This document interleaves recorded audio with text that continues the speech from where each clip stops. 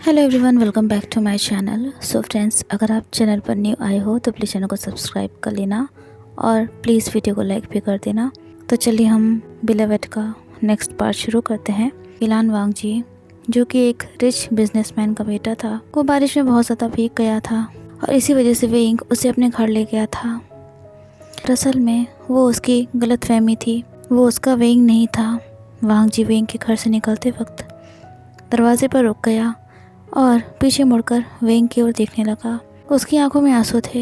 ऐसा लग रहा था मानो वो ये बात एक्सेप्ट ही नहीं कर पा रहा हो। वेइंग भी वांगजी की तरफ ही देखे जा रहा था। उसकी तो कोई गलती भी नहीं थी, पर फिर भी न जाने क्यों वो इलान वांगजी के लिए बुरा फील कर रहा था। वांगजी लड़खड़ाते हुए कदमों के साथ सड़क पर चल रहा था। तभी उसका फ़ोन रिंग करने लगा। फाइनली उसने कॉल रिसीव करी। वो कॉल वांगजी के बड़े भाई शिचन की थी। वांगजी बोला, हेलो गा।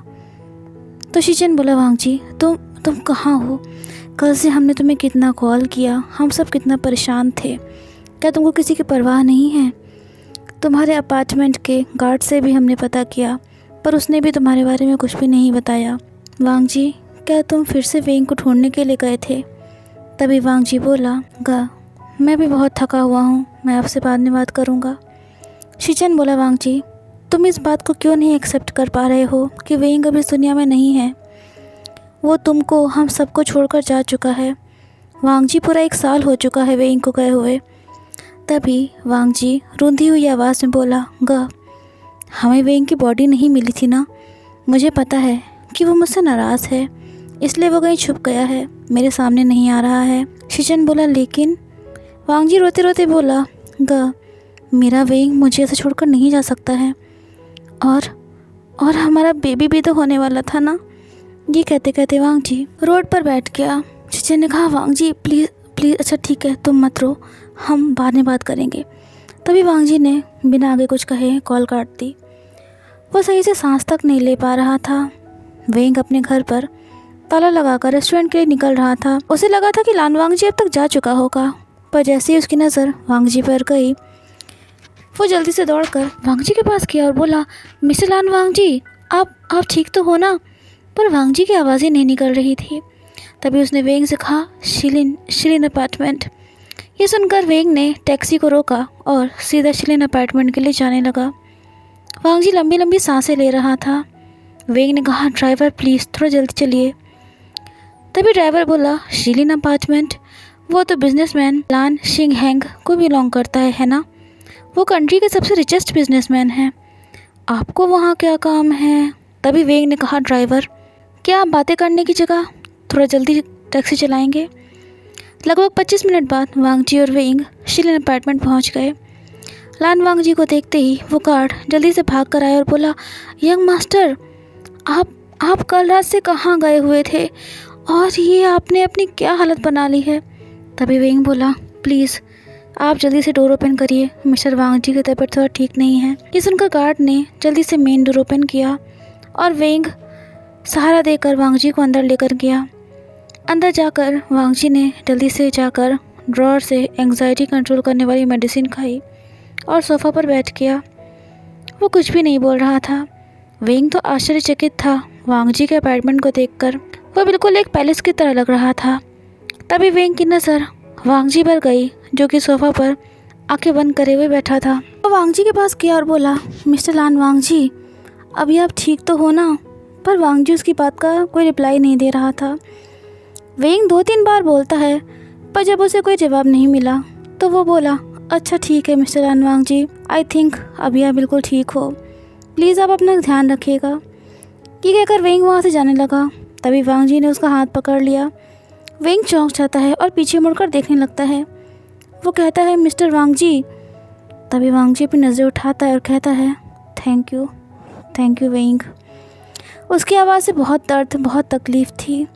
वेइंग भी उदास हो गया था। वो कहता है, मिस्टर वांगजी, अगर आपको कोई ज़रूरत हो तो प्लीज़ आप मुझे बता दीजिएगा।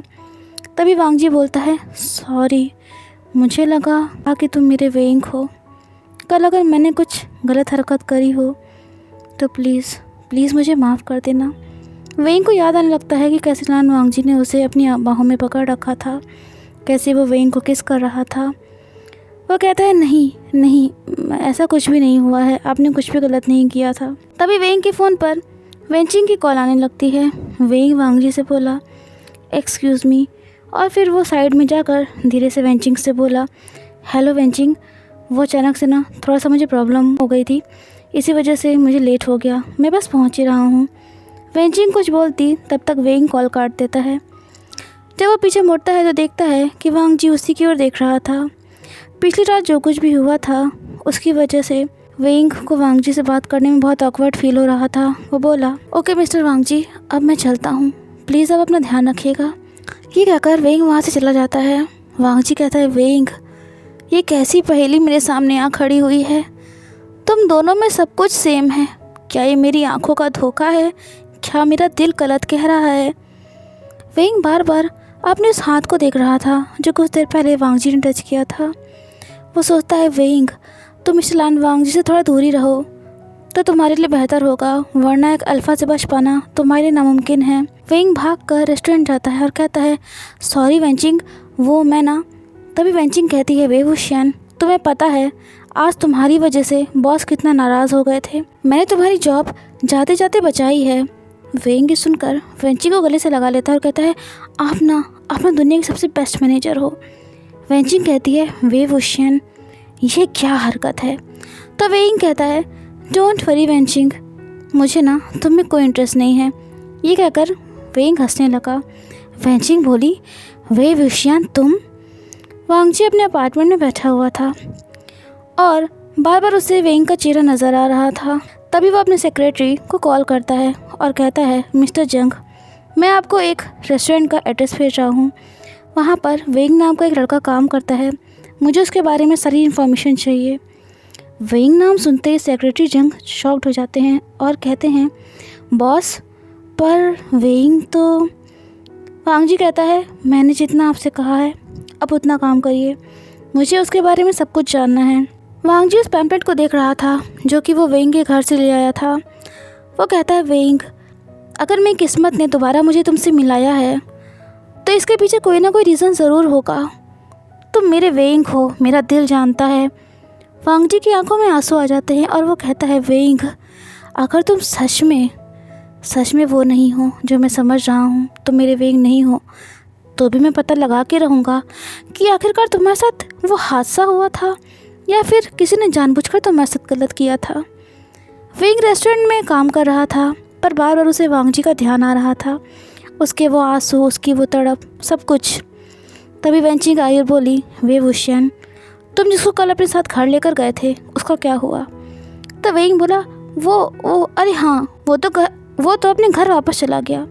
वेंचिंग बहुत ध्यान से वेंग को देख रही होती है और कहती है वेंग, कल से तुम बदले बदले से लग रहे हो, क्या वो पर्सन एक अल्फा था। तो वेंग सुनकर हड़बड़ा जाता है और कहता है ये तुम क्या बकवास कर रही हो वेंचिंग। वेंचिंग आके कुछ कहती तभी वहाँ गेस्ट आ जाते हैं। वेंग मन में सोचता है थैंक गॉड मैं बच गया, वरना ये वेंचिंग ना मेरी क्लास लगा देती। शाम को 6 बजा हुआ था। वेंग गेट्स का ऑर्डर ले रहा था, तभी उसे वेंचिंग की आवाज़ आई। वो जल्दी से वहाँ गया और बोला हाँ बोलो वेंचिंग, क्या हुआ। वेंचिंग कहती है वेवुशियन, एक फूड डिलीवरी का ऑर्डर आया है, एड्रेस है स्ट्रीट 24 शिलिन अपार्टमेंट। ये नाम सुनते ही वेंग चौंक जाता है क्योंकि ये वही अपार्टमेंट था जहाँ वो सुबह के टाइम लान वांगजी को छोड़कर आया था। वेंचिंग बोली वेवुशियन, क्या हुआ, क्या कोई प्रॉब्लम है तुम्हें। तो वेंग बोला नहीं तो। वेंचिंग बोली वेंग, तुम्हें ही ये डिलीवरी करने जाना होगा क्योंकि हमारे यहाँ अभी कोई और वेटर नहीं है। वेंग मजबूर था क्योंकि एक वही था जिसे उस एरिया के बारे में सबसे अच्छे से पता था। वो बोला ओके मैं चला जाऊँगा। वेंग का दिल तेज़ तेज़ धड़क रहा था क्योंकि फेरोमोन्स कंट्रोल करने वाली मेडिसिन को तो वो घर पर ही छोड़कर चला आया था। उसे क्या पता था कि उसे वांगजी के घर जाना पड़ जाएगा। इधर वांगजी की नज़र घड़ी पर टिकी हुई थी। बार बार उसे यही लग रहा था कि कब मिस्टर जंग का फ़ोन आएगा। तभी उसके सेक्रेटरी मिस्टर जंग की कॉल आई। वांगजी का दिल बेचैन था, बहुत घबरा रहा था। वो बोला मिस्टर जंग, क्या आपने पता किया। तो मिस्टर जंग बोले यंग मास्टर, आपने जिस पर्सन के बारे में मुझे पता करने के लिए कहा था वो पिछले 6 महीने से उस रेस्टोरेंट में काम कर रहा है। और यही बात उसकी फैमिली की, तो बस इतना पता चला है कि उसकी एक अडॉप्टिव फैमिली है, पर वो युनमेंग सिटी में रहती है। वांग जी सुनकर चौंक जाता है और कहता है, मिस्टर जंग, क्या और कुछ भी पता चला है आपको? तो मिस्टर जंग कहते हैं, सॉरी यंग मास्टर, अगर मुझे कुछ और पता चला तो मैं आपको ज़रूर बताऊंगा। वांग जी के दिमाग में बस एक बात चल रही थी, वेइंग को गए हुए भी 1 साल हुआ है। क्या वेइंग? तभी गार्ड आता है और कहता है, यंग मास्टर, क्या आपने किसी को फूड डिलीवरी के लिए यहाँ बुलाया था? तो ये सुनते ही वांग जी ने कहा, मिस्टर जंग, मैं आपसे बाद में बात करता हूँ। ये कहकर वांग जी ने कॉल काट दी। वांग जी ने गार्ड से कहा, उन्हें अंदर आने दो। इधर वेइंग के दिल की धड़कनें काफ़ी तेज़ हो गई थी। वो सोचता है, अगर ही लान वांग जी को पता चल गया कि मैं एक ओमेगा हूँ तो मैं क्या करूँगा, क्या होगा? तभी गार्ड आया और वेइंग से बोला, आपको यंग मास्टर अंदर बुला रहे हैं। वेइंग जाने लगा। तभी वो गार्ड बोला, क्या मैंने आपको पहले कहीं देखा है?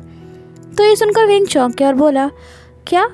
मैं तो पहली बार, मतलब कि आज के दिन में दूसरी बार यहाँ आया हूँ। गार्ड फिर आके कुछ नहीं बोला। वांग जी वेइंग का वेट कर रहा था। वेइंग वांग जी की ओर देखते ही अपनी जगह पर फ्रीज हो गया। रात का 8 बज चुका था। वो बोला, मिस्टर लान वांग जी, ओह सॉरी सर, ये रहा आपका ऑर्डर। वांग जी पहले तो कुछ नहीं बोला, फिर वो वेइंग की तरफ बढ़ने लगा और उसका हाथ पकड़कर अपने साथ ले जाने लगा। वो बोला, मिस्टर वांग जी, ये क्या है? तभी वांग जी डाइनिंग टेबल पर गया और वेइंग से बैठने के लिए कहने लगा। तो वेइंग बोला, सॉरी सर, बट मुझे अभी वापस जाना है, ऑलरेडी काफ़ी लेट हो चुका है। वांग जी बोला, प्लीज़ बैठ जाओ। वांग जी बोला, प्लीज़ बैठ जाओ। वेइंग वांग जी की बात को मना नहीं कर पाया, वो बहुत घबरा रहा था। तभी वांग जी ने बोला, प्लीज़ आप कंफर्टेबल होकर बैठो। वांग जी ने वेइंग को खाना सर्व किया और वेइंग से खाने के लिए कहा। तो वेइंग बोला, मिस्टर लान वांग जी, ये तो आपने अपने लिए मंगाया है ना, तो मैं कैसे इसे खा सकता हूँ? तो वांग जी बोला, मुझे अकेले खाना खाने की आदत नहीं है, मुझे अच्छा नहीं लगता, पहले मैं और वेइंग साथ में ही। ये कहते कहते वांग जी अचानक से चुप हो गया। वेइंग को भी बहुत ऑकवर्ड फील हो रहा था, पर वो वांग जी से कुछ नहीं बोला। वांग जी ने जानबूझकर स्पाइसी खाना मंगाया था। वो बोला, वेइंग खा लो इसे। वेइंग ने सुबह से कुछ भी नहीं खाया था, इसलिए उसके पेट में चूहे कूद रहे थे।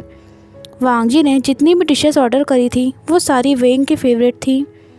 वेइंग ने जैसे ही खाने की फर्स्ट बाइट ली, उसका चेहरा खुशी से खिल गया। पर वांग जी उसे देखकर चौंक गया, क्योंकि सेम ही एक्सप्रेशंस उसके वेइंग के चेहरे पर भी आते थे। खाना खाते खाते वेइंग की नज़र अचानक से वांग जी पर पड़ी, तो वो एकदम से उससे खांसी आने लगी। खाना अटकते अटकते बचा था उसके गले में। वांग जी ने जल्दी से उसे पानी पीने के लिए दिया। वेइंग बोला, मिस्टर लान वांग जी। तभी वांग जी ने कहा, प्लीज़ मुझे लान वांग जी नहीं, सिर्फ वांग जी कहो। वांग जी बोला, ओह ओके ठीक है। उसने कहा, मिस्टर लान वांग जी, मतलब वांग जी, तुम खाना क्यों नहीं खा रहे हो? ये तो तुमने अपने लिए ऑर्डर किया था ना? तो वांग जी बोला, मेरा पेट भर गया है, और धीरे से बोला, वेइंग तुम हो ना, बस मेरे लिए यही बहुत है। वेइंग चौंक गया और बोला, अरे ऐसे कैसे पेट भर गया आपका? प्लीज़ तुम भी कुछ खाओ ना, वरना मुझे अच्छा नहीं लगेगा। वांग जी बहुत ध्यान से वेइंग की तरफ देख रहा था। उसका वेइंग हमेशा उसे अपने हाथ से खाना खिलाता था, इसलिए शायद आज भी वांग जी को यही उम्मीद थी कि वेइंग उसे खाना खिलाएगा, पर ऐसा नहीं हुआ। वांग जी की आंखों में आंसू आ गए। उसने तुरंत अपनी नज़रें नीची करी और आंसुओं को पोंछने लगा। वेइंग बोला, वांग जी तुम्हें क्या हुआ है? तो वांग जी बोला, कुछ नहीं, वो मेरी आँख में कुछ चला गया था। वेइंग बोला, क्या? दिखाओ मुझे। आंखें बहुत सेंसिटिव पार्ट होती हैं बॉडी का। वांग जी कहता है, नहीं मैं ठीक हो जाऊंगा। पर वेइंग नहीं मानता है और हैंड्स वॉश करके वांग जी के चेहरे को अपने हाथ से ऊपर उठाता है और उसकी आंख में फूंक मारने लगता है। वांग जी की नज़रें वेइंग पर ही टिकी हुई थी। तभी वो अपना हाथ वेइंग के हाथ पर रख देता है, जिससे वेइंग भी उसकी आंखों में देखने लगता है। कुछ देर तक वो दोनों यूं ही एक दूसरे की आंखों में देखते रहते हैं।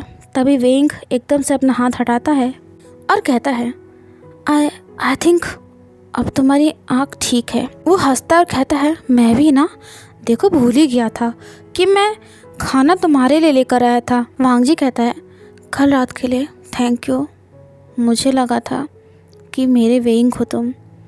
हमारी शादी के दिन न जाने वेइंग कहाँ चला गया। वेइंग प्रेग्नेंट था, पता नहीं वो कहाँ चला गया। ये कहते कहते वांग जी फिर से इमोशनल हो जाता है, पर तभी वो कहता है सॉरी। वो देखता है कि वेंग उसकी तरफ ही देख रहा था। वेंग कहता है सॉरी, शायद मेरी वजह से तुम्हारी तकलीफ़ और ज़्यादा बढ़ गई है, मुझे यहाँ नहीं रुकना चाहिए था। ये कहकर वो चेयर से उठने लगता है। तभी वांग जी उसका हाथ पकड़ लेता है और कहता है प्लीज़ वेंग, मुझे छोड़कर मत जाओ। मुझे नहीं पता कि मैं अपने साथ क्या कर गुजरूँगा, प्लीज़ बस थोड़ी देर और। वेंग को पता नहीं क्यों पर वांग जी की तकलीफ़ देखकर बहुत परेशानी हो रही थी। वो कहता है मिस्टर वांग जी, अगर मैं यहाँ रहा तो। तभी वांग जी उसका हाथ पकड़कर उसे बेड पर पुश कर देता है। वेंग कहता है वांग जी ये तुम क्या कर रहे हो मेरे साथ। तो वांग जी उसके ऊपर आ जाता है और रोते रोते कहता है वेंग, तुम मेरे वेंग हो। तुम्हारी हंसी, तुम्हारा बात करने का तरीका, सब कुछ मेरे वेंग की तरह है। वेंग को भी स्पाइसी फूड पसंद था, पर इस बात को तुम क्यों नहीं मान रहे हो। ये कहते कहते वांग जी अपना सिर वेंग के सीने पर रख लेता है और कहता है वेंग, प्लीज़ मेरे पास वापस आ जाओ। प्लीज़ ये कहना बंद कर दो कि तुम मेरे वेंग नहीं हो। तुम्हारे बिना मैं कुछ भी नहीं हूँ, तुम्हारे बिना मैं जी नहीं पा रहा हूँ। वेंग चुपचाप वांग जी की सारी बातें सुन रहा था। वांग जी वेंग का चेहरा अपनी तरफ घुमाता है और कहता है वेंग, मेरी आंखों में देखकर कहो कि तुम मेरे वेंग नहीं हो। मेरा दिल कह रहा है, क्या ये झूठ है। तभी वेंग वांग जी को अपने ऊपर से पुश करता है और कहता है mister lawn Wang ji, I think अब मुझे जाना चाहिए, बहुत हो चुका। और मैं एक बात आपको क्लियर कर देना चाहता हूँ कि मैं आपका वेंग नहीं हूँ। कितनी बार ये बात बोलूँ आपको। हो सकता है कि आपका वेंग अब इस दुनिया में ही ना हो, वो मर गया हो। और क्या एक शक्ल के दो लोग नहीं हो सकते दुनिया में। वांग जी को ये सुनकर गुस्सा आ जाता है और वो वेंग को बेड पर पुश कर देता है। वो उसके दोनों हाथों को ऊपर की तरफ करके अपने एक हाथ से पकड़ लेता है और कहता है मेरा वेंग मरा नहीं है, क्योंकि अगर ऐसा होता ना तो आज ये वांग जी भी ज़िंदा ना होता। मैं ज़िंदा हूँ, इसका मतलब है कि मेरा वेंग है। तभी ज़ोर की बिजली कड़की और वेंग वांग जी के गले से लग जाता है। वो बहुत डर गया था। वांग जी चौंक जाता है क्योंकि उसका वेंग भी सेम ऐसे ही करता था। तभी वेंग को अपनी बॉडी में हीट महसूस होने लगी। वो सोचता है अब मैं क्या करूं, दवाई का असर ख़त्म हो गया है और मेरे नज़दीक ये वांग जी है जो कि एक अल्फ़ा है। मुझे यहाँ से जाना होगा वरना आज मैं खुद को नहीं रोक पाऊँगा। वांग जी कहता है वेंग, तुमसे ओमेगा फेरोमोन्स की सेंट आ रही है, क्या तुम हीच में हो। तभी वेंग वांग जी को पुश करता है और जल्दी जल्दी वहाँ से निकलने लगता है। वांग जी कहता है वेंग प्लीज़ रुक जाओ। तो वेंग उसका हाथ झटकते हुए कहता है मिस्टर वांग जी, मुझसे दूर रहिए और हाँ, आज के बाद मुझे अपना चेहरा भी मत दिखाइएगा। पता नहीं मैंने आपको कल अपने घर क्यों लेकर गया। ये कहते वेंग वहाँ से जाने लगता है। तभी वांग जी कहता है वेंग आई एम सॉरी, प्लीज़ मुझे छोड़कर मत जाओ, मैं तुम्हारे बिना मर जाऊँगा। ये कहते ही वो वेंग को पीछे से गले लगा लेता है। वेंग कहता है मिस्टर वांग जी प्लीज़ मुझे जाने दीजिए, आपको ये सब करके क्या मिल रहा है। तभी उसे अपनी शर्ट भीगी हुई महसूस होती है। वो चाहकर भी वांग जी से दूर नहीं जा पा रहा था। तभी वांग जी अचानक से उसको छोड़ देता है और कहता है ठीक है वेंग, तुम जाओ, शायद मैं यही डिज़र्व करता हूँ। वेंग को तो खुश होना चाहिए था कि वांग जी ने उसको जानने के लिए कह दिया था, पर वेंग को बुरा क्यों फील हो रहा था, क्यों ये मिक्स्ड इमोशंस उसके दिल में चल रहे थे। इधर उसकी बॉडी ने भी फेरोमोन्स प्रोड्यूस करना शुरू कर दिया था, वो कंट्रोल ही नहीं हो रहे थे। वेंग अपनी हीट को बर्दाश्त नहीं कर पा रहा था। वो पीछे मुड़ता है तो देखता है कि वांग जी उसी की ओर देख रहा था। तभी वांग जी के फ़ोन पर मिस्टर जंग का कॉल आता है और वो कहते हैं यंग मास्टर, मैंने वेंग की फैमिली के बारे में पता किया था। एक बहुत ही शॉकिंग चीज़ सामने आई है। जियांग फैमिली में 2 बेटे थे, पर एक बेटे की डेथ हो गई थी, पर फिर भी अभी भी उनके 2 बेटे कैसे हैं। इसका मतलब ये है कि वेंग जियांग फैमिली को बिलोंग ही नहीं करता है, मतलब कि उन्होंने अपने मरे हुए बेटे की जगह पर वेंग को रख लिया है। ये बात सुनते ही वांग जी को झटका सा लगा, क्योंकि कहीं ना कहीं उसका शक सच साबित हो रहा था कि ये वेंग उसी का वेंग है। पर वेंग वांग जी को पहचान क्यों नहीं रहा था, क्या वो जानबूझकर ही सब कर रहा था। तभी वांग जी के फ़ोन पर एक अननोन नंबर से कॉल आई। जब उसने वो कॉल उठाई तो एक पर्सन हंसते हुए बोला, और लानवांग जी, अपने वेइंग से मिलकर कैसा लगा? लेकिन कितनी दुख की बात है ना, या फिर कह लो मज़ेदार बात है ना, जो वेइंग अपने वांग जी के लिए किसी से भी लड़ सकता था, जो अपने वांग जी से इतना प्यार करता था कि वो उसके बिना एक पल भी नहीं रह पाता था, आज वही वेइंग अपने वांग जी को नहीं पहचान रहा है। लेकिन वांग जी, डोंट वरी, पिछली बार तो तुम्हारा वेइंग बच गया था, लेकिन इस बार नहीं बच पाएगा। ये कहकर वो पर्सन कॉल काट देता है। वांग जी की आंखें भर आई थी, उसका दिल सच कह रहा था। वांग जी वेइंग का हाथ पकड़ लेता और कहता है, वेइंग मत जाओ, प्लीज़ प्लीज़ मेरे पास रुक जाओ। वेइंग की हीट शुरू हो चुकी थी, उसके लिए इस कंडीशन में खुद को वांग जी से दूर रखना मुश्किल हो रहा था। सो फ्रेंड्स, कैसा लगा आपको आज का पार्ट? कमेंट करके ज़रूर बताना। वीडियो पसंद आई हो तो लाइक शेयर कर देना, चैनल को सब्सक्राइब कर लेना। और फ्रेंड्स, आई होप कि आपको मेरी स्टोरी पसंद आ रही हो। प्लीज़ प्लीज़ प्लीज़ मेरे चैनल को सपोर्ट करिएगा। तो फिर मिलते हैं न्यू वीडियो में। Till then take care and bye bye.